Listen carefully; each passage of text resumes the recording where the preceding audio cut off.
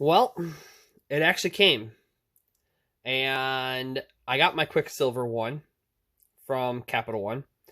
And if you've seen my previous video, and I do daily video updates, just so you know, I did a video about whether I would get it or not because I wasn't sure because I got restricted.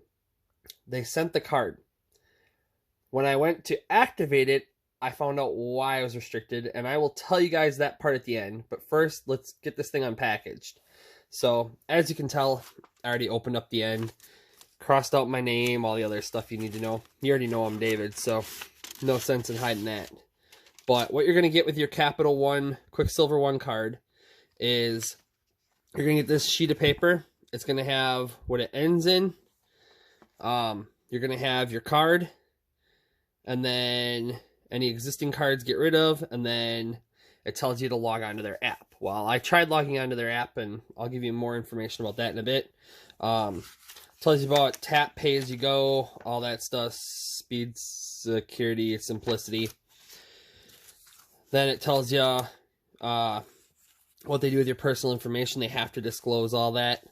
Your customer agreement form, and then your terms and conditions. And it actually, the Capital One Quicksilver One is considered a Platinum MasterCard. So all your stuff is under this as far as the terms go.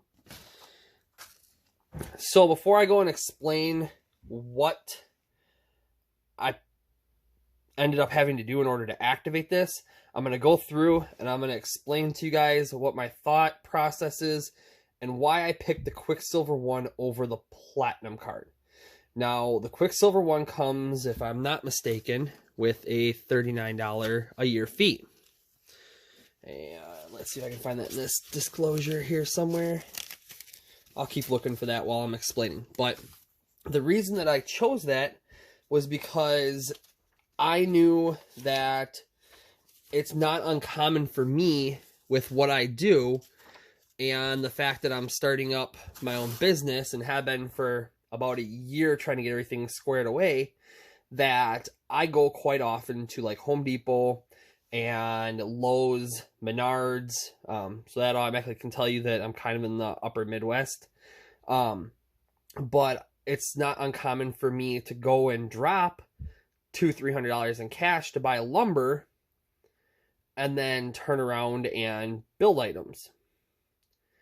So what I can do, and the way I plan on using this card and utilizing what's available with this card, is I sat down and I figured out that it's not uncommon for me to go to the store and 3 to 5 times a month spend $300.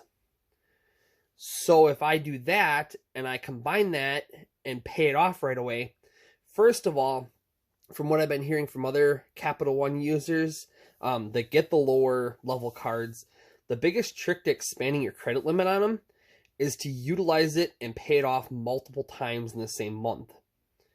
So if you do that, that helps show, hey, I'm responsibly borrowing and paying back, I don't know, say you do it 4 times in a month. I'm responsibly borrowing and paying back $1,200 to $2,000 depending on what your limit is. So if you're responding with payments constantly, then if they start seeing that every month, they're saying this person's using this a month, why don't we give them this a month for their limit? Or make their limit a little bit higher than that. Maybe they'll spend that and then pay it off. Or maybe they'll spend that and slowly pay it off, or however they go about it. It's a chance for Capital One to make more money. And especially if you're showing that you're doing it multiple times a month to really grow your spending on this card. It is a 1.5% cash back, so that is a great feature. At 1.5% cash back, to cancel out that $39 fee and to decide if it's really worth it for you, you need to sit down and say, am I going to spend, I think it was $2,600 in a year? If you're going to spend and pay off $2,600 in a year, it is worth it for you to go with the Quicksilver One and gain points back, because as soon as you hit that $2,600 mark in a year, you're already coming out money ahead. Now, if you don't go and spend that kind of money every month, you really should look into the Capital One Platinum card instead, because the Platinum card is a no-fee card. And that's why a lot of people say don't start with this card. And in all honesty, at some point, I know you can upgrade Quicksilver Ones. There is a few links, and we will probably look into that down the road. But I may see if I can transition it laterally once I start growing my credit card portfolio over to a Platinum. And that would be the big advantage there, is it allows me to keep that card, keep that age, and keep that account open and still be able to use it. Screamin' Lincolns has a great video on how to keep a payment history going on a card that you don't use very often. And the best thing you can do if you're not going to use it in a month is to go spend $1 to $2 on it on something you would already spend it on, and then have your card set up on auto pay so that you can build your credit and your payment history.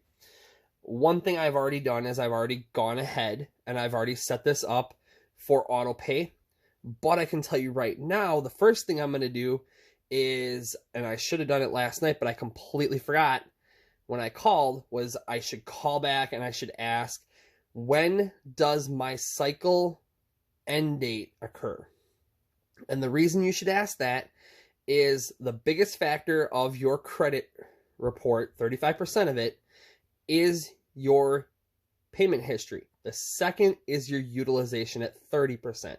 So on a card like this, if you only have a $300 to $500 limit to start, you don't want to go charge up $300 or $295 if you have a $300 limit, or $495 if you have a $500 limit, and let that hit your cycle end date, because it will crush your score.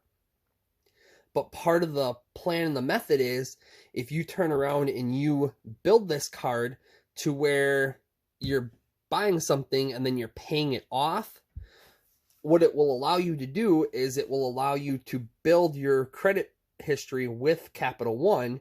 But then it allows you, if you have that cycle end date set up and you have an auto pay deducted before that, even if you don't pay the whole thing off, the plus side is you're showing that you're paying off 35, 45, 55, whatever your minimum payment is, right before your cycle end date. So it will always help lower your utilization. Now, if you can set it up to have it completely deduct your entire payment in your bill owed, that's even better yet, and that's the best way to go. That's my tip for this on how you can set this up so you A, never miss a payment, and B, you end up paying part of it off or all of it off right before your cycle end date, and you help your utilization up. Now, let's go into why it took me so long to activate this card. If you stayed till this point, thank you for staying. Be sure to hit that subscribe button and pop a like on this video. Hopefully I can help some of you guys out with your decisions on credit as well. And if you have negatives and stuff, go ahead and check out some of my other videos, because they may really help you guys out with how to take care of some of your negatives. So this card isn't the end all be all of what you can do with your credit. We're going for higher, guys and gals. But part of why I had to call in apparently is I have satellite internet, first of all. That does not help, because every time I dial up whatever, my city reports is usually one of 3 places in Michigan. So whenever I'm online, everything comes up Michigan. Apparently everybody likes Michigan when it comes to satellite internet. So all that has to go through Michigan. Well, that probably tripped a fraud alert. So I had to call in. And bless the lady that got me on the phone last night, because she was super nice and super helpful. And she decided that she was going to help me get this done as quick as possible. Well, as quick as possible means she sends you a link. You have to scan your ID, the back of it, the front of it. That is their fraud detection system. Maybe this is how Capital One does everything. I don't know if it was just me or if it's them as well, or if they go about this. Maybe you guys can let me know down in the comment section below if that's how it works. But after 20 minutes and an hour wait on the phone before that, I finally was able to activate the card. So I have it activated. I have it squared away. And is good to go. When I pull up my Capital One app, it shows the card, it shows it in there. I've set everything up. There is some things I'm still trying to learn in the app. Maybe you guys can give me some tips on the Capital One app if you have some experience with it that might be helpful to me. But that does pretty much conclude what I need to tell you about this card and why I chose it over going with the Capital One Platinum and pick the Quicksilver One instead. Now, if you're not in that situation, like I said before, guys and gals, definitely look at the Platinum instead. If you're not going to spend that much, don't look towards this card because it's just not worth it. You're not going to recoup that fee. But if you're going to spend, I mean, $4,000 or $5,000 in a year, it makes it worth your while. You're coming out money ahead. So there you go. Thanks for watching. And one tip at the end, if you stayed, I will be showing you guys down the road how, when I'm not necessarily spending money on this, how you can turn that into points with retail arbitrage. I used to do that for a living, and now I do it occasionally just for some spare money, but I can also show you how you can use a rewards card to maximize your retail arbitrage shopping.